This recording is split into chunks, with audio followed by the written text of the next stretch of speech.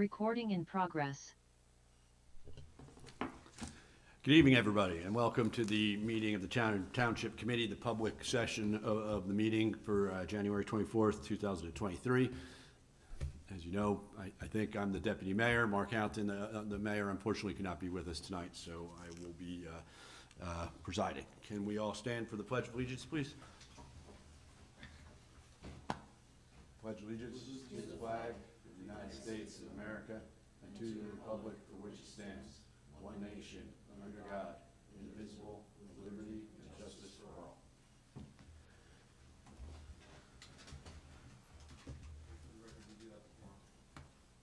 Yeah, and Mr. Choi has joined us and was here for the executive session. Okay, can I have a motion with regard to the consent agenda? Do I understand there was anything that wanted to be pulled out? I think a couple things had to be pulled out for, I think Mr. Lois was saying a couple things had to be pulled out. No, I think we agreed Oh, no, that we're he gonna could leave that vote in? yes, Okay. subject to the caveat that he was abstaining on approval of the meeting minutes. Yeah. But in terms of the consent agenda, I'd like to pull out payment of bills, and which is 44 and 49, cancellation of unexpended balances.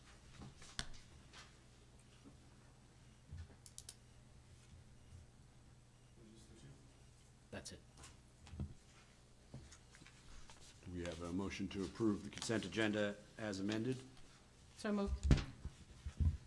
I could second that. The vote? Aye. Aye. Aye.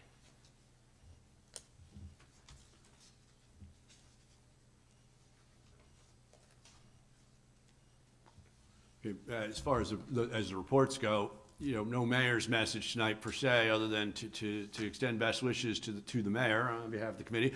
Obviously, we're just getting started on the year, and you know, many, at least for my part, the committees that I liaise with in my role as a member of this committee, for example, the health department and the library board of trustees, et cetera, are going to be having their first meetings soon. So not really a lot to report on those fronts, other than you know, we're looking forward to another great year in Chatham Township, and I won't belabor it any farther than that. Mrs. Ewald? So the senior center is up and running. Everything, they've got a great programs planned for the rest of January and through February. I just wanted to highlight a few because there's some fun stuff, and I would love for our residents to take advantage as much as they can. They will have a Valentine's Day party on February 14th. They'll have a presentation on George Washington and Morristown on February 20th. Bagel lunch and miniature horse visit on the 22nd. You know, and these are all their special things that they have on top of the regular exercise classes: basketball, pickleball, table tennis. I mean, they really have a lot of great programs. One interesting thing, their writing workshop that they're running, 2 of the people who are in the writing workshop are going to get their work published. So I thought that was very cool. They are planning their garden tour fundraiser, and sponsorships and ads are available, so I hope the community will come out and support them for the tour, but certainly at this point, if you're interested in supporting them through sponsorship and ads for their garden tour, please reach out to the senior center. The Madison Chatham Coalition met today. Last week they met with the mayors of the 3 towns to get input, and that went very well in terms of what the towns are looking for, in terms of how MCC can support them. They did provide today survey trends that they've seen over the past 6 years that they've been in operation, and that was very interesting. In general, they see a lot of improvement, which is reflective of the work they've done in the community, which is great. So, for example, and I remember this in the beginning, you know, when vaping started becoming popular with the kids, there was a perception. First of all, it was growing, use was growing, but there was also a perception that it wasn't bad for you. And the perception that it's bad for you has improved, meaning kids understand it's bad for you, and the use has also decreased. But there are still areas that need to be worked on. So, and they were doing a really great job trying to keep kids from using, you know, alcohol and substances that they shouldn't be using. And they will have a parent campaign in the works, and they are looking to do a community survey, so we'll help to push that information out when it's available. And the Municipal Alliance Committee of Chatham just wants people to know there's this seminar webinar on Thursday, January 26th at 11 a.m. About the opioid crisis. You can sign up at njcares.gov. And I think that's everything for me. Thank you. Mr. Lois? I have nothing to report other than I believe Colony Pool is looking for additional volunteers to be on the advisory committee. Thank you. I neglected to report something as well, which is, we're also looking for volunteers to serve on the Board of Health. If there's anybody out there who's interested in that, please reach out to the clerk or anybody on the committee. We can talk about that, which also reminds me of something else, which is I've been told that our cable TV hookup is not functioning. So obviously you're not hearing this if you're trying to watch TV, but if you're watching on YouTube or Zoom and you know somebody who's trying to watch on TV or what have you, those options are available, but both the Comcast and the Verizon hookups unfortunately are malfunctioning tonight. With that, Mr. Choi. I have nothing to report at this time.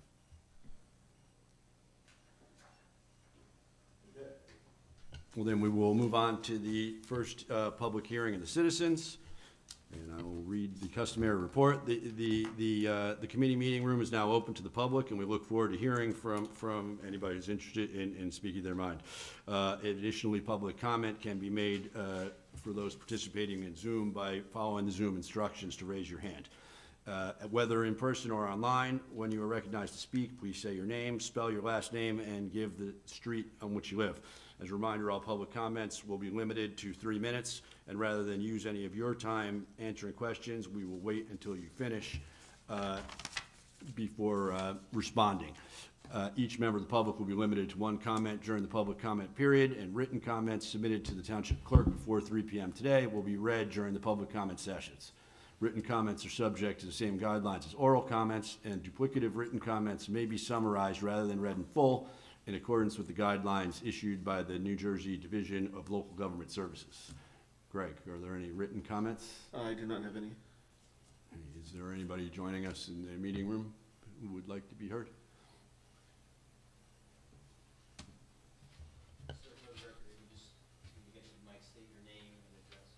Okay, spell my last name as well? Yes. It's not quite. Good evening, Nick Chaffardini, last name CIA, F as in Frank, AR, D as in David, I live on Jeffrey Court. I received a letter from the town engineer, and I think some of you may have been contacted by one of my neighbors as well who also received this letter. Dated January 5th, I think we received it on the 9th. But letting us know that we were in violation of section 19.1.2, which states that no person shall cause any water to flow upon any street, pavement, sidewalk, subject to freezing conditions.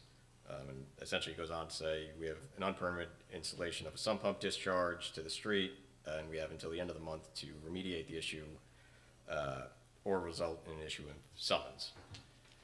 My wife and I moved to Chatham about 18 months ago.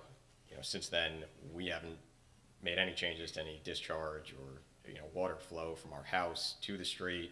My understanding is that the sump pumps that we do have been in place since the house was built 40 years ago.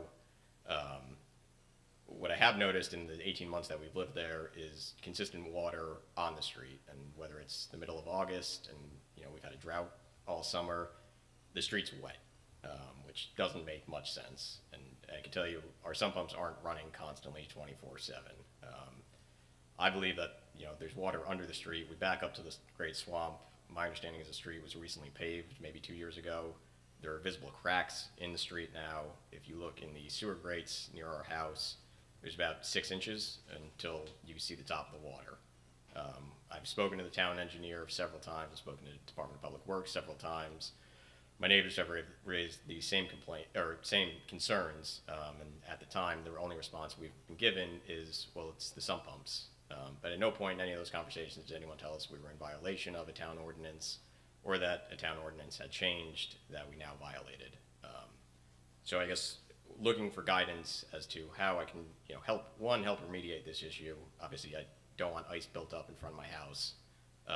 But two, also understand if this is, standard operating procedure for the town, that I'm going to, receive a letter and be threatened with summons if I don't resolve a problem that I was previously untold about.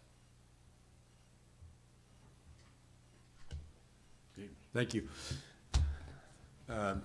Mr. King, do you have any input that you can provide on this as far as the question about standard operating procedure or anything like that? I note that the engineer is not here today. I would think this would be an issue for us to take up with him, but be interested in seeing. So, probably what happened, and no one contacted me about this issue, but probably what happened is there was a problem, there was a violation, and they want some type of compliance, but I would think that they would want to meet with each individual homeowner to identify what the problem was. I just don't know, I don't have the information as to what the engineer did or didn't do. I do know that if there is a violation, again, they want compliance, but it would seem that the compliance that they want would take a lot longer than 4 weeks. So I don't think that's a realistic date in that letter, and I can imagine that if there's multiple homeowners, that there's this same problem with multiple of them. So I'll reach out to the engineer tomorrow, Okay. and probably the administrator may have some information, more information than I do.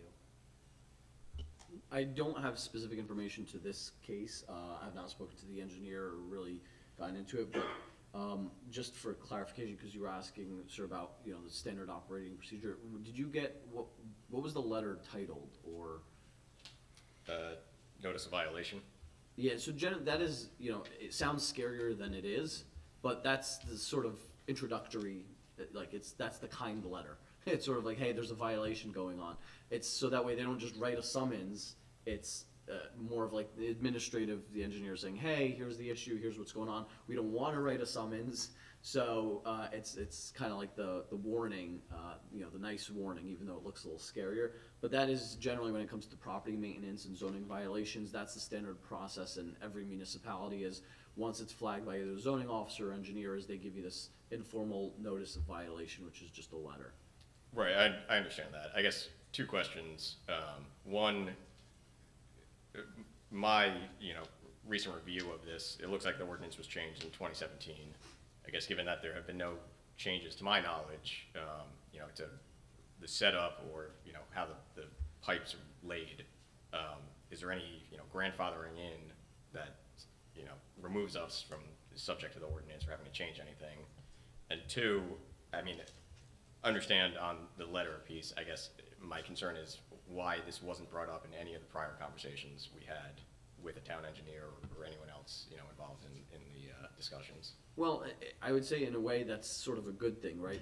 They don't want to, they're your residents, right? They don't want to issue violations or summonses to residents, so they sort of, unless it turns into a problem or it comes to their attention as a problem or impacting other residents. So again, I apologize, I don't know the specifics of this case, but, if it's there, then, they kind of did you a favor by not letting you know, because it was like, well, go ahead and not have anything happen there until it turns into a problem, and then somebody with either icing or a resident must have complained about the water, and then the engineer is now forced to say, do this. I don't know the genesis of the ordinance. I only started here in August of last year. What I can do is certainly set up a conference call, so that way it's, essentially you can reach out to the engineer directly, but if that has not been working out, I can certainly set up a conference call or a meeting for the affected residents and the engineer who can explain that and try and figure out, do you guys need more time or whatever. It's not unusual though that municipalities don't want these discharges out into the street if it's going to affect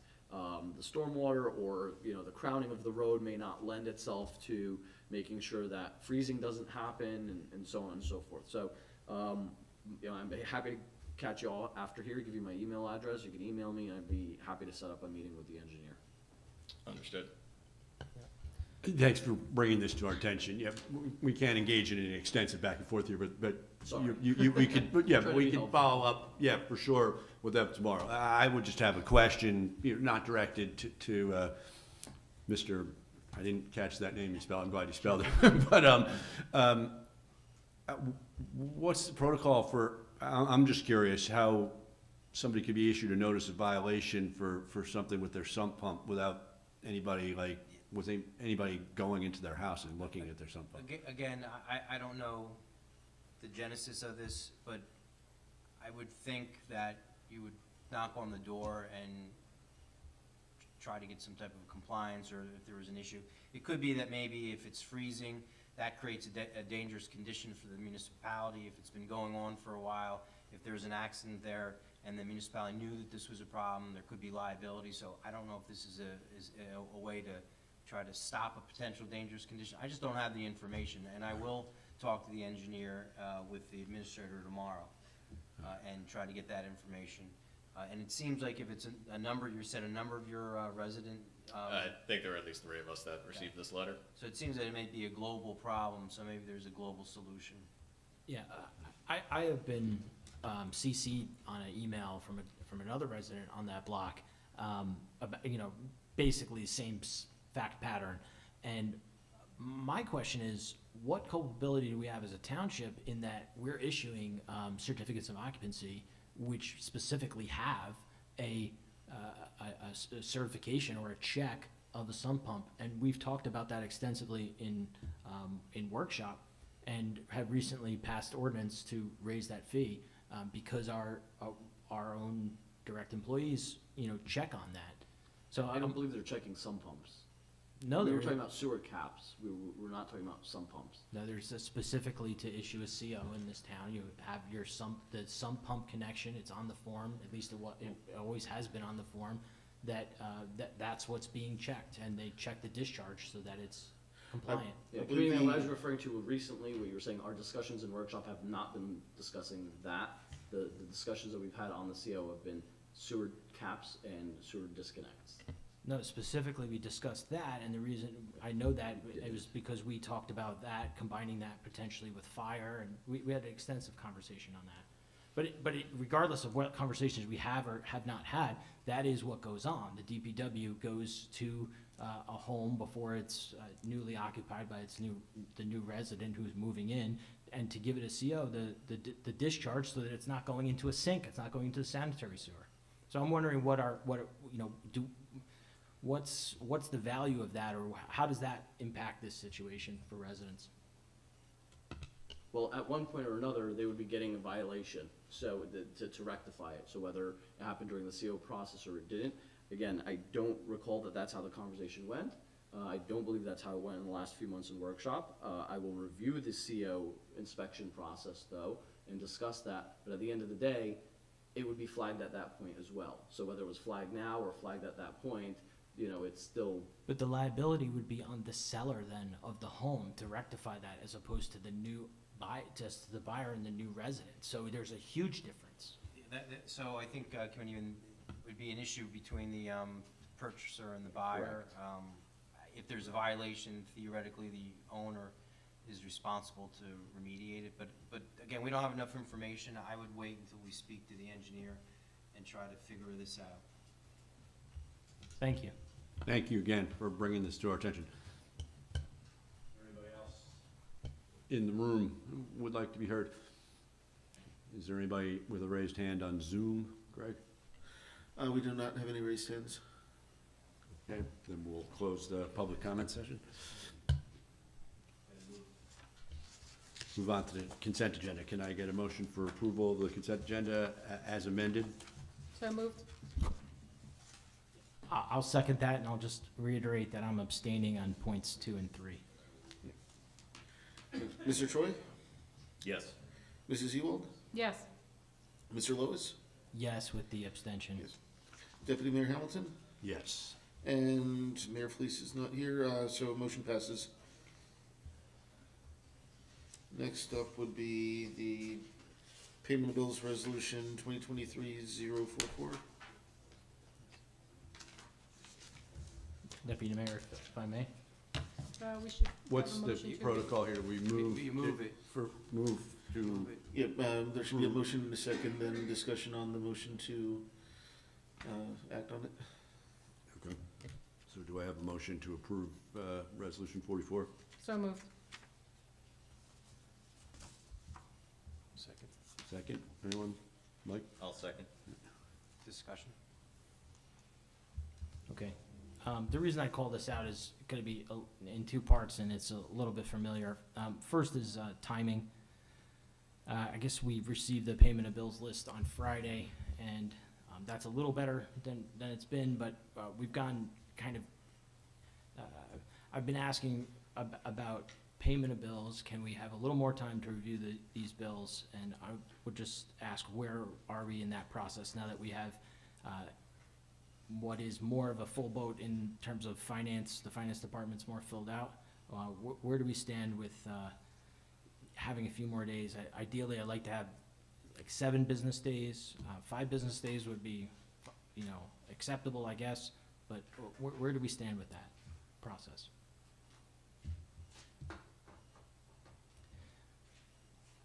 Is that a question for me? Yes, anyone who can answer that. Yeah, I would defer to, I guess, the CFO or the administrator, but there could be a, do we have a voucher list that would suffice? That's what this is. This is the voucher, so it's, That's essentially the voucher list. Check register, voucher list, every town has a different name for it. and when The you, agenda is due per the bylaws, Friday, and we get it in accordance with all the other agenda material in that same time frame. I mean, the only way, I guess you could do it is if there's a cutoff date, vendors wanna be paid, so if they know that they have to have their, bill in by the 1st to be placed on the next meeting, I don't know if there's a process you could do it that way, but it won't be a complete one, because your cutoff day to pay these bills or to put forth the voucher list is what date? The cutoff already for them to make this, because it takes about a week to prepare the bill list, is exactly a week before the meeting. The only other thing I would suggest is if you move that back, so you have more time to prepare the list, there'll be a little bit of a delay in payments, no more than, maybe 30 days or the next meeting. That's the only way I see that you could maybe, fix this. Because the way the system is the administration doesn't get the bills a week before, so then you have to put them together, and that's why it's coming on Friday, correct? Correct. So to remedy that, I think you just have to move all those dates back, so that gives them more time to have it, so you have it a week. Right. Mr. Shoddy, rather than one, end all and be all right before a meeting, is there any way to get just weekly voucher lists?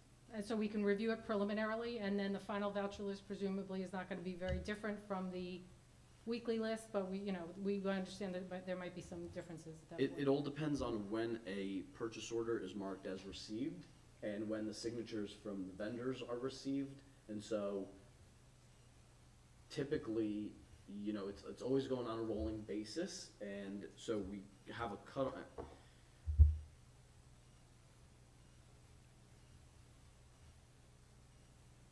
The process is constantly happening throughout, and we create a cutoff based on essentially when the checks need to be paid. So what we're doing is shifting the whole entire process of when the checks are cut. So vouchers, up until a certain point, may not, depending on when you're looking for it, there's still gonna be a whole bunch coming in. And then they're gonna end up on the following bill list and be past due. What we're trying to do is make sure that the bills and the checks are cut in a uniform way, so that way, when we're doing our monthly reconciliations, they're not off. We're trying to do monthly reconciliations once. So by having it at the second meeting, issuing the checks all for the end of the month, so that way the bills are paid in time for the following month, the bank reconciliations all line up with that calendar month, if that makes sense. Yeah, I imagine there's gotta be some kind of information just to, close this gap, because this is going back and forth for a while now. So there might It be is, some other it's- information that's available. I Just to don't know help what other understand. towns have this problem, frankly. Yeah, This is how, every town does it. It's, again, the intent, as I've emphasized, is you're reviewing this check register to make sure that, as we discussed in executive session, your policies are being followed. Vendors, it's not a very extensive review, so, we'd certainly take that to the finance committee and discuss it further, we could discuss it in a workshop, but yeah, I'm explaining a best practice and what works, and what we're trying to do. It happened differently before, where it was happening at the beginning of the month, at the first meeting, if you'll recall, and I've moved it to the second meeting, so that way the finance department is only doing reconciliations once for a month, and we've improved efficiency in that office quite a bit. So to now kind of go back to having essentially a mid-month process and partial voucher list is just gonna create more work for the finance department. Okay. Well, my main issue with how the payment of bills is coming to us is not that, oh, we're paying bills that, I'm objecting to a certain amount. It's that the accounts assigned for payments don't necessarily line up with what I understand as our policy or our intent. And so there's a few ways that I think we can handle this. One would be if we could move just a few business days. I mean, even if instead of receiving the bills list, we receive a preliminary agenda typically on a Tuesday, and then we receive sort of a final agenda on a Friday. That's at least was the cadence at one point. If we could perhaps do that, receive at least a preliminary payment of bills list on the Tuesday, what that's going to allow me is not me time to review the bills list, but rather time for the staff to answer questions about why certain accounts are assigned for certain payments, because that's the gap right now. When I ask a question about why was this account used, there often is not enough time, or as of late, there has not been enough time to answer that question.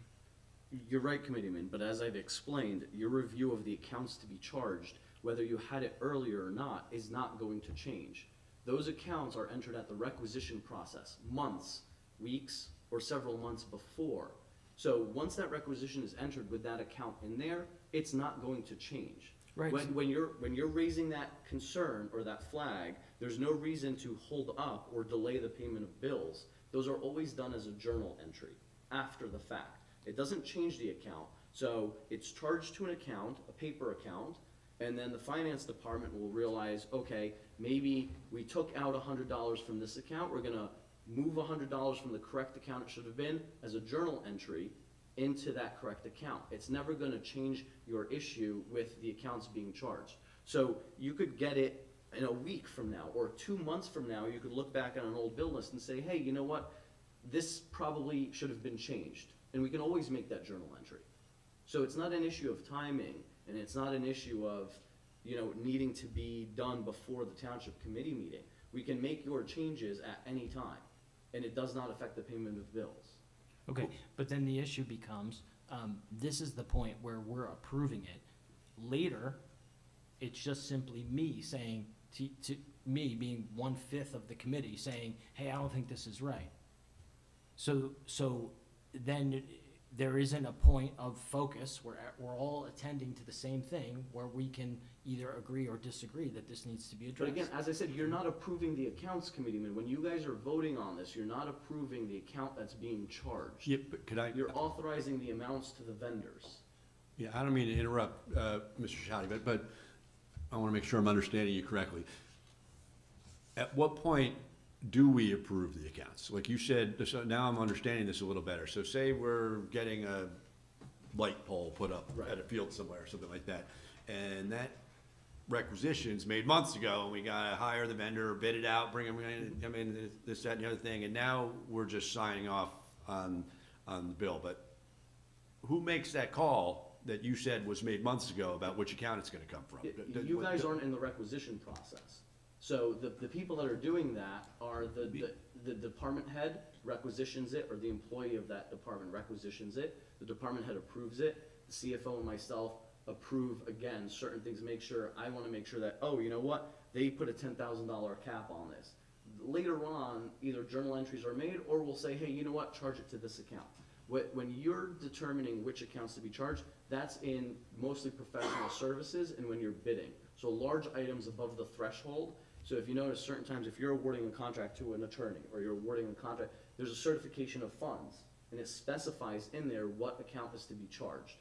In certain items like that, that's when you're saying, this is what we want. So 2023-052, which is on the agenda tonight, that has an account number attached to it.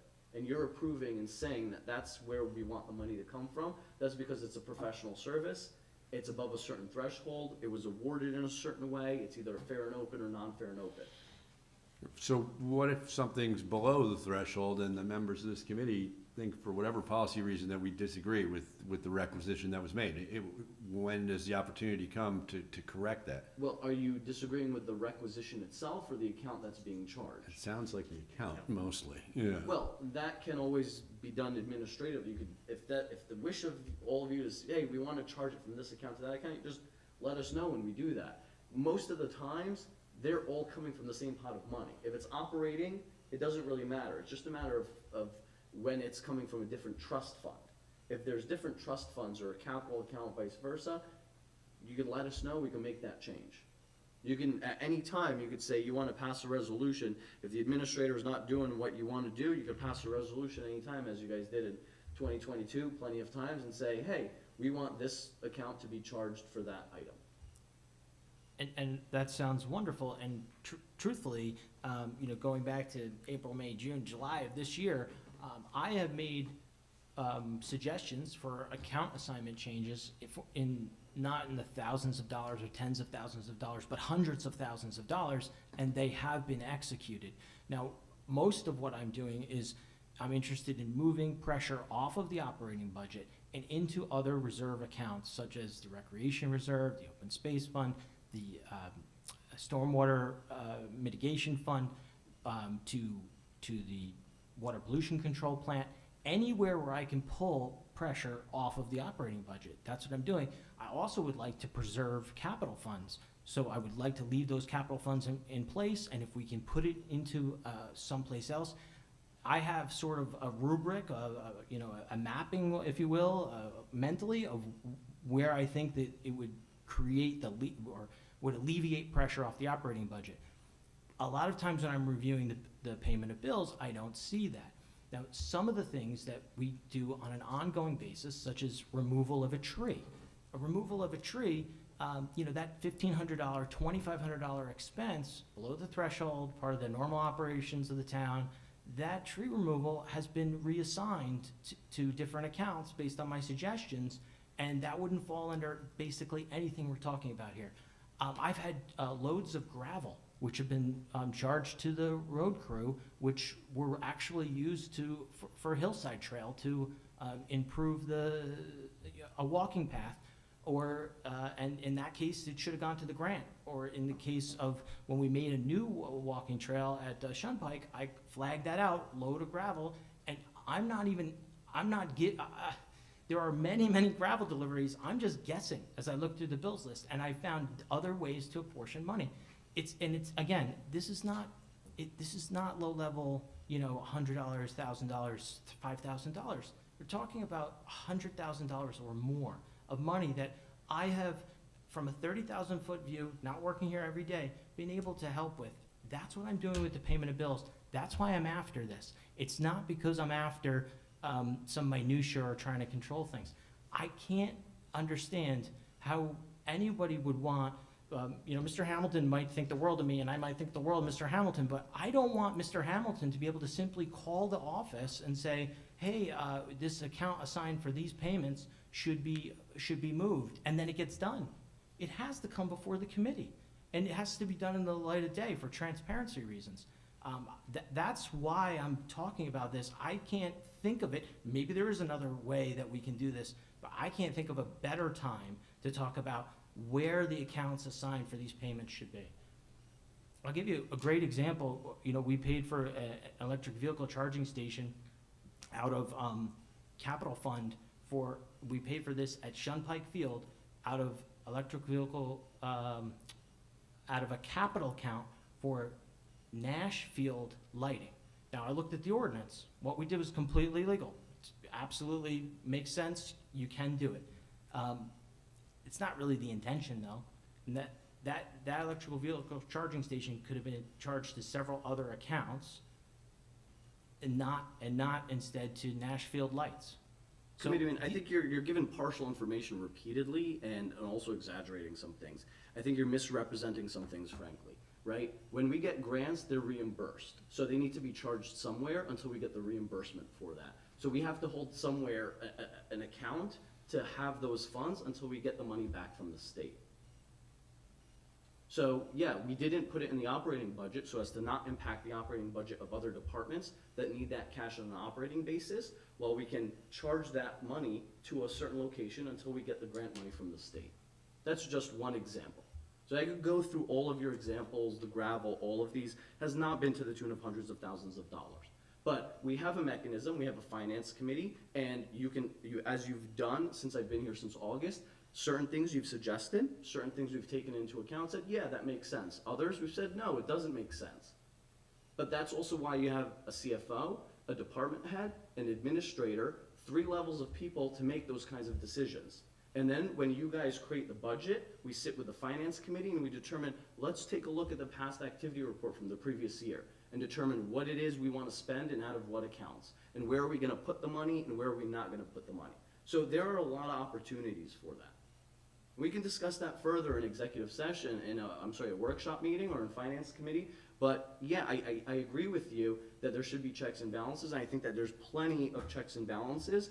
But again, just like you said, maybe you and Committeeman Hamilton have, you respect each other, but he has an opinion on what account should be charged and you don't. Well, let's discuss these, because what's been happening is you've been sending emails unilaterally telling us to change things. So I'll leave it at that. Well, I'm bringing up the payment of bills right now. So I have never sent you an email saying, change this. I would say, why was this assigned to this account? Have you considered this other account? And then every time, and ad nauseum to this committee and anyone who watches these meetings, I've been questioning payment of bills. I bring it up every time to speak about it publicly. That is a really, I think, unfair allegation towards me that I have ever unilaterally told or directed anyone to change the books or records of this town. Okay, just to make sure things are clear going forward, there's 2 separate things going on here. We got payment of bills, which sounds like nobody has a problem with, so we should get that done. The other part is this notion of reclassifying how things are booked. That could be a separate resolution, it could be a separate workshop discussion in terms of how those are handled. Because if it sounds like there's some problems, so it would be reasonable that if we bring this to a workshop and you have an opportunity then to look at the last month's bills, and at the next workshop, you make your suggestions. These are the 5 accounts I think that should be moved over, and we'll have a discussion, and Well, at that point, we'll decide for the next meeting. I appreciate that, but if you look at the payment of bills, there, like, for instance, in this payment of bills, there's a payment of bills to fix a railing on the dock, and it's being charged to Capital Ordinance 2018-10, and I don't really think it should be at Capital Ordinance 2018-10. So just to say that I completely agree with all the payment of bills as it was presented to us, I didn't raise these issues, so I wouldn't expect you to know my mind, but there are quite a few of these same sort of issues in this payment of bills, number 44. Now, in the past, what we had done was we just simply said, well, we'll resolve these issues, and I'll call out a couple of things that were problematic. We'll resolve them afterwards. And that's what we did. I'm not sure that was the best way of doing it either, but that's what we did. Yeah, I think that's what's being suggested. I don't want to speak for Mrs. Ewell, but I think what you meant when you said nobody has an issue with the bills is I don't think anybody is saying that these bills are improper in amount and that these vendors or whoever didn't do what we contracted with them to do and they're not entitled to get paid.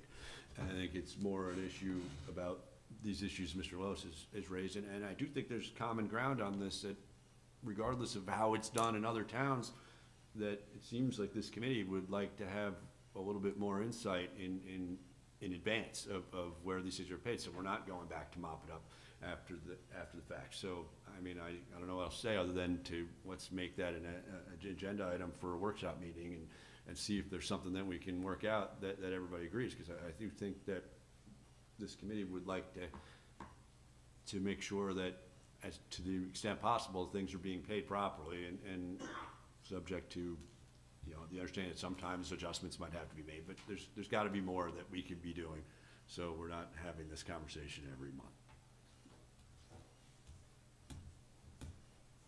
Okay, Okay. subject to that, can we get a vote on paying these bills? Mr. Troy, Yes. Mrs. Ewald, Yes. Mr. Lewis, Yes. and Deputy Mayor Hamilton. Yes. Motion passes. The next up is Resolution 2023-049, and that's the canceling the unexpended balances. Yes. I'd move to introduce this, or, Yep. Or move to adopt, I guess. yeah, the word, move to adopt. Yeah, I'll second it. Any discussion? Yeah, my question about this is that, this is a canceling of unexpended balances in order to, make a down payment. And the down payment previously we're looking at was, or what's in our capital ordinances, as I understand it, is 5% down, so that's $100,000. That was provided for in the 2022 budget. My question is that, my understanding then would be that all of this money that is being, canceled, the intention then is to add that to the 5%, to the $100,000 that's already in the,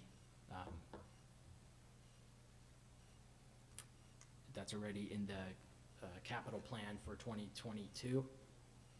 Is that correct, Mr. Shoddy?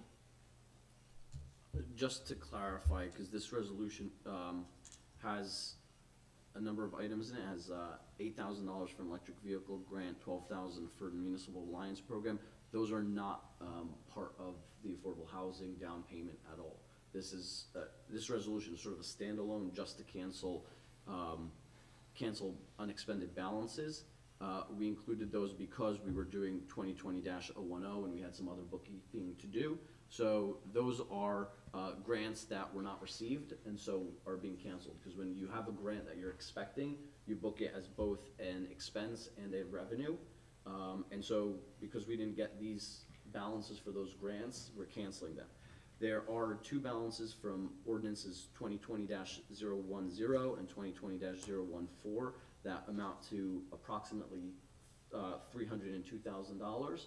Those are what I've said before last year, that is going to go in addition to the $100,000 that we took out of the Affordable Housing Trust Fund, not from our capital plan or anything like that. We had $100,000 in our trust fund that we were allocating towards the down payment of that $2 million. This 302 would be in addition to that. Once we've canceled them, then, as I mentioned, then we would amend our spending plan to include this, and in addition to that $100,000 for that $2 million loan. So. Does that clarify I and think it answer? Or try to clarifies be- it for me. It sounds to me even like we found some more since the last meeting. I think the last meeting, the number we were talking around was around 280 in extra money on top of the 100 that we thought might be available. No, it was the focus was on the 292, that might be the number you're thinking of. The 10,000, I did mention that I was lumping them in at a number of meetings saying 302, but the bulk of it was 2020-014, which was the 292. Both of these are ordinances that were adopted for acquisition purposes of affordable housing, that the acquisition process is completed. So that money is no longer needed for any acquisition, which is why we're able to cancel these. And it is going to be used, the intention is to reduce the principal amount of the debt. Correct. Yep. So Sounds good. we're doing what we said we were gonna do all along, just kind of following the process. Yeah. So, right, so then if I add those two together, I get the 402, and that's about 20% of, and we said we were targeting a minimum of 20%, and so we've hit that minimum. There are other capital ordinances, and I won't take us all through it, that could be canceled and piled in here. My point, though, to bring this up is, if we make proper payments of bills, and we assign the proper accounts, we will relieve pressure.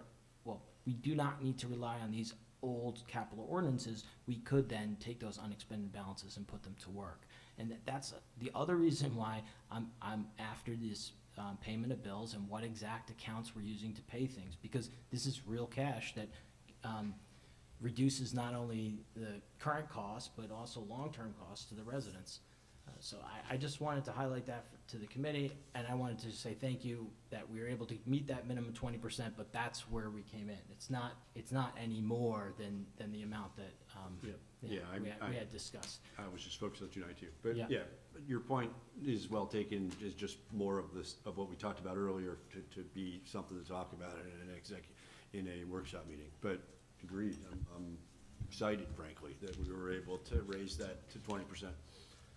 Thank you, yes. So, can we get a vote on this? Mr. Troy? Resolution 49? Yes. Mrs. Ewald? Yes. Mr. Lewis? Yes, And Deputy Mayor Hamilton? Yes. Motion passes. and I'm gonna excuse myself. Okay, then we have, resolution 2023-58, which involves a property owned by Mr. Lowe, so he is recusing himself from it. Get a motion to introduce this, or a motion to approve it? So moved. I'll second. And this is a routine matter. The review memo from Ms. Rushy's office was included this morning, and this is a kind of item that normally would be on the consent agenda if there weren't the need for the recusal. Yep, agreed. I'm good with it. Anyone? Let's have a vote. Mr. Troy? Yes. Mrs. Ewald? Yes. And Deputy Mayor Hamilton? Yes. Motion passes. Okay. All right, well, now we have on the agenda, the second public comment session for the hearing of the citizens. I won't read all the rules again, unless it becomes absolutely necessary, but is there anybody who would like to be heard here? Seems not. Anybody with their hand raised on Zoom, Greg? We do not have any hands raised. Okay. And we have no need for further executive session, correct? That's correct, Mayor. So do we have a motion to adjourn? So moved. I'll second. Aye. Aye. Aye. Thanks, everyone.